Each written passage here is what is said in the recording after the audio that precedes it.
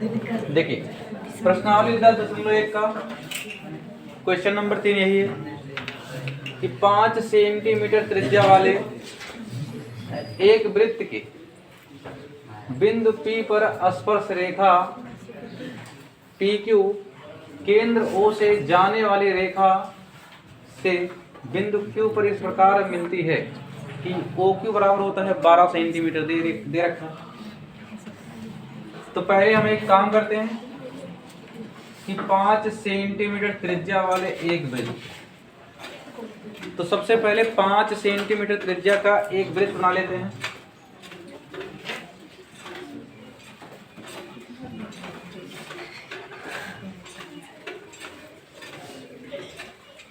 ये देखिए 5 सेंटीमीटर त्रिज्या का एक वृत्त हो गया। फिर कह रहा है वृत्त के बिंदु P पर स्पर्श रेखा, मान लीजिए यहां कोई बिंदु P है और P से कोई स्पर्श रेखा खींची गई है।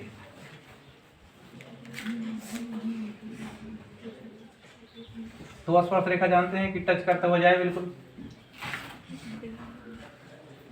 तो बिंदु P से स्पर्श करता हुआ एक रेखा खींच दिया गया और रेखा है PQ। कह रहा है कि वृत्त पे एक बिंदु है P और P पर स्पर्श रेखा खींचा गया है क्या, PQ। इस P बिंदु से एक स्पर्श रेखा खींच दिया गया PQ और कह रहा है केंद्र O से, यानी जो वृत्त है वृत्त का केंद्र है कितना O, वृत्त का केंद्र O है और इस प्रकार है केंद्र O से जाने वाली रेखा, कह केंद्र O से भी एक रेखा जाएगी, जाने वाली रेखा से बिंदु Q पर इस प्रकार मिलती है, यानी O से एक रेखा जाती है और बिंदु Q पर मिलती है, तो O से ले गए और Q पर मिला दिए। इस प्रकार मिलती है कि OQ बराबर 12।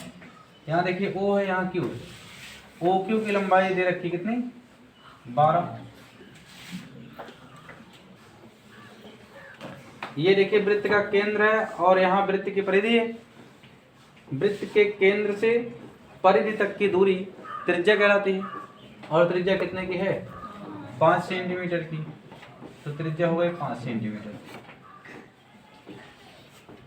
अब देखिए इस सवाल को वो व्यक्ति बहुत सही लगा सकता है, बिल्कुल सही तरीके से, जो ये चीज जानेगा। अभी कल बताया गया था कि अगर कोई स्पर्श रेखा है वृत्त के केंद्र से स्पर्श बिंदु पर, जहां पे स्पर्श करता है वृत्त को, वहां पर अगर कोई रेखा खींचते हैं तो हमेशा ही वो 90 अंश का कोण बनाता है। याद करिए कल बताया गया था, यदि कोई स्पर्श रेखा है तो केंद्र से अगर स्पर्श बिंदु पर हम कोई रेखा खींचेंगे तब वो हमेशा ही 90 अंश का कोण बनाता है। और अगर 90 अंश का बना दिया तो एक लंब हो जाएगा, एक आधार हो जाएगा और एक कर्ण बनेगा ही चीज, तो सीधा लग जाएगा पाइथागोरस प्रमेय। तो देखिए जो 90 अंश है, 90 अंश के सामने वाली भुजा होती है कर्ण, ये लंब हो गया और ये आधार हो गया। तो कुछ भी निकालने के लिए एक का सूत्र लगता है पाइथागोरस प्रमेय, कर्ण का स्क्वायर बराबर लंब का स्क्वायर धन आधार का स्क्वायर। अब कर्ण की लंबाई दे रखी है 12, 12 का स्क्वायर बराबर लंब 5 है, 5 का स्क्वायर प्लस आधार, ये निकालना है। ये कह रहा है PQ कितना होगा बताइए। तो 12 का वर्ग करेंगे हो जाएगा 144, 5 का वर्ग करेंगे हो जाएगा 25, प्लस आधार का वर्ग 25, यहाँ प्लस है इधर आ जाएगा माइनस, तो 144 माइनस 25 बराबर a स्क्वायर। 144 में से घटा लीजिए 25 को, कितना हो जाएगा 100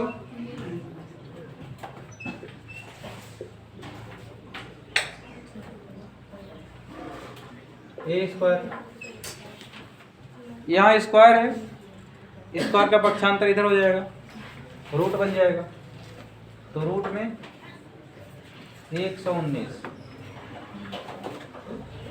ए बराबर, यानी आधार यानी P से Q तक की लंबाई कितनी हो जाएगी 119 और फिर रूट में, तो PQ बराबर आ गया रूट में 119। ये निकालना था।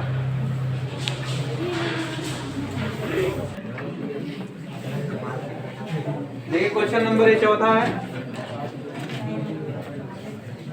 एक वृत्त खींचिए और एक दी गई रेखा के समांतर, यानी एक रेखा दी गई रहेगी और उसके समांतर आपको दो ऐसी रेखाएं अलग से खींचना है कि उनमें एक स्पर्श रेखा हो तथा दूसरी रेखा छेदक रेखा हो।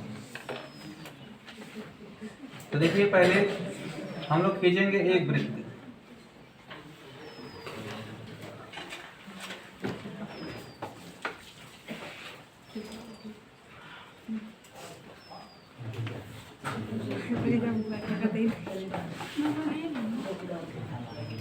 देखिए वृत्त खींचने के बाद करना क्या है आपको, ये है वृत्त का केंद्र, यहाँ हमने ये रेखा चाहे टेढ़ी खींची चाहे सीधी खींची उससे मतलब नहीं है, क्योंकि समांतर होना चाहिए उसी के। एक रेखा मान लो ऐसे खींचिए ए बी, अब कह रहा देखिए एक दी गई रेखा, तो हमने एक रेखा दे दिया, रेखा हो गया ए बी, कह रहा इसी दी गई रेखा के समांतर दो ऐसी रेखाएं खींचना है कि उनमें से एक रेखा स्पर्श रेखा हो। एक काम करेंगे हम यहीं से सीधा ऐसे इसको मिलाएंगे यहाँ तक, ठीक है। ये जिस बिंदु पर भी गया, जिस बिंदु पर गया है, मान लीजिए बिंदु यहाँ टी है, ठीक है। अब यहाँ पे इस बिंदु टी पर हम 90 अंश का कोण बनाएंगे, पहले ऐसे लगाएंगे चाप, फिर एक ऐसे लगाएंगे, फिर एक ऐसे एक इधर लगाएंगे, फिर यहाँ कट जाएगा।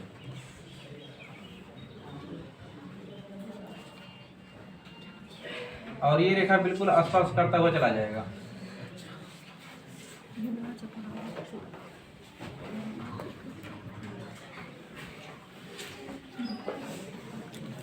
स्पर्श रेखा हो गया, और ये इसके समांतर इसलिए हो जाएगा क्योंकि ये बिल्कुल 90 अंश पे खींचा गया है। तो एक रेखा हो गई स्पर्श रेखा, फिर कहा एक रेखा और खींचिए जो इसी के समांतर हो, और अब की बार क्या हो, छेदक हो। तो इस वाली रेखा को थोड़ा और सीधा से बढ़ा दीजिए, ये बिल्कुल सीधा रहे हो। मान लीजिए यहाँ पे आ गए, तो यहाँ और ये रेखा जो बनी है ये पी क्यू है, यहाँ मान लीजिए कोई बिंदु है सी। अब इस बिंदु पर फिर से आप वही काम करेंगे, 90 अंश का कोण बनाएंगे ताकि बिल्कुल समांतर हो। एक चाप ऐसा लगेगा, एक यहाँ से लगेगा, फिर एक यहाँ से ऐसे ऊपर लगा लीजिए, फिर यहाँ पे रख के इसको काट दीजिए और इसको भी बिल्कुल सीधा ऐसे मिला दीजिए।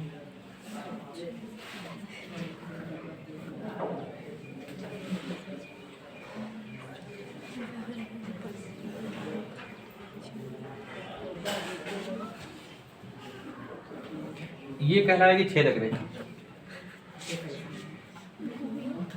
इसका नाम है आर यस।